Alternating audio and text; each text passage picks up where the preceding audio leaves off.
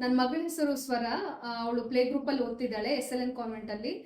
ಅವಳು ಜಾಯ್ನ್ ಆಗಿದ್ದು within 15 days ಅಲ್ಲಿ ಅವ್ರದ್ದು ಸ್ಕೂಲ್ ಡೇ ಇತ್ತು. ಅವ್ರು ಏನಂದ್ರು, ಮೇಡಮು ನಾವು ಸೇರಿಸ್ಕೊಳ್ತೀವಿ, ಆಕ್ಟಿವ್ ಆಗಿದ್ದಾಳೆ ಅಂತಂದ್ರು. ಓಕೆ, ಒಂದು ಎನ್ಕರೇಜ್ಮೆಂಟ್ಗೆ ಹೋಗ್ಲಿ ಅಂತ ಇದು ಮಾಡಿದ್ವಿ. ಬಟ್ 15 ಡೇಸ್ ಅಲ್ಲಿ ತುಂಬಾ ಚೆನ್ನಾಗಿ ಪ್ರಾಕ್ಟೀಸ್ ಮಾಡಿಸಿ ಅವಳು ಚೆನ್ನಾಗೂ ಪರ್ಫಾರ್ಮ್ ಮಾಡಿದ್ಲು. ನಾನು ನಂಬಿದ್ದಿಲ್ಲ ನನ್ನ ಮಗಳು ಮಾಡ್ತಾಳೆ, ಹೇಳ್ತಾಳೆ, ಅಟ್ಲೀಸ್ಟ್ ಡಾನ್ಸ್ ಅಕ್ಕಪಕ್ಕ ನಿಂತ್ಕೊಂಡು ಮಾಡಬಹುದೇನೋ ಒಂದು ಹೋಪ್ ಇತ್ತು. ಬಟ್ ಏನಂದ್ರೆ ಫ್ಯಾನ್ಸಿ ಡ್ರೆಸ್ ಅಲ್ಲಿ ಒಂದ್ ಸ್ವಲ್ಪ ಚಿಕ್ಕದಾಗಿ ಒಂದು ಸ್ಪೀಚ್ ಮಾಡ್ತಾಳೆ ಅನ್ನೋ ಮಾತ್ರ ಕಾನ್ಫಿಡೆನ್ಸ್ ಇರಲಿಲ್ಲ. ಅಟ್ಲೀಸ್ಟ್ ಅದನ್ನ ಹೇಳಿದಾಗ ತುಂಬಾ ಖುಷಿ ಆಯ್ತು.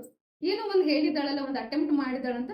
ಅದಕ್ಕೆ ನೀವು ಎನ್ಕರೇಜ್ ಮಾಡಿದ್ದು ಖುಷಿ ಇದೆ. ಅಂದ್ರೆ ನನಗೆ ಗೊತ್ತಿರ್ಲಿ ನನ್ನ ಮಗಳು ಹಿಂಗೆ ಹೇಳ್ತಾಳೆ ಅಂತ. ಬಟ್ ಅದು ನೀವು ಟ್ರಸ್ಟ್ ಮಾಡಿ ಅವಳ ಹತ್ರ ಮಾಡಿಸ್ದಾಗಿದಾಗ ನಮಗೆ ಅದು ಔಟ್ಪುಟ್ ನೋಡಿದ್ವಲ್ಲ, ನಮ್ಗೆ ಖುಷಿ ಅನ್ನಿಸ್ತಾವ. ಅವ್ಳದು ಫ್ಯಾನ್ಸಿ ಡ್ರೆಸ್ ಅಲ್ಲಿ ಥೀಮ್ ಬಂದಿದ್ದು ಶಕುಂತಲ ಅಂತ. ನಾನು ಶಕುಂತಲ ಕಣ್ವ ಋಷಿಯ ಸಾಕು ಮಗಳು ಅಂತ.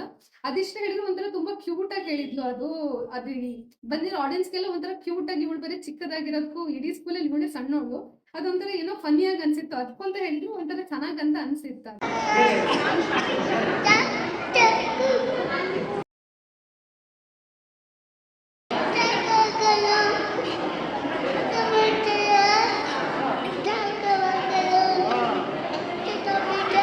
ಫಸ್ಟ್ ಟೈಮು ನೋಡಿದಾಗ ಖುಷಿ ಆಯ್ತು. ಅಂದ್ರೆ ಬಂದು ನಿಂತ್ಕೊಂಡು ಅಟ್ಲೀಸ್ಟ್ ಮಾಡ್ತಾಳೇನೋ ಒಂದು ಹೋಪ್ ಇರ್ಲಿಲ್ಲ.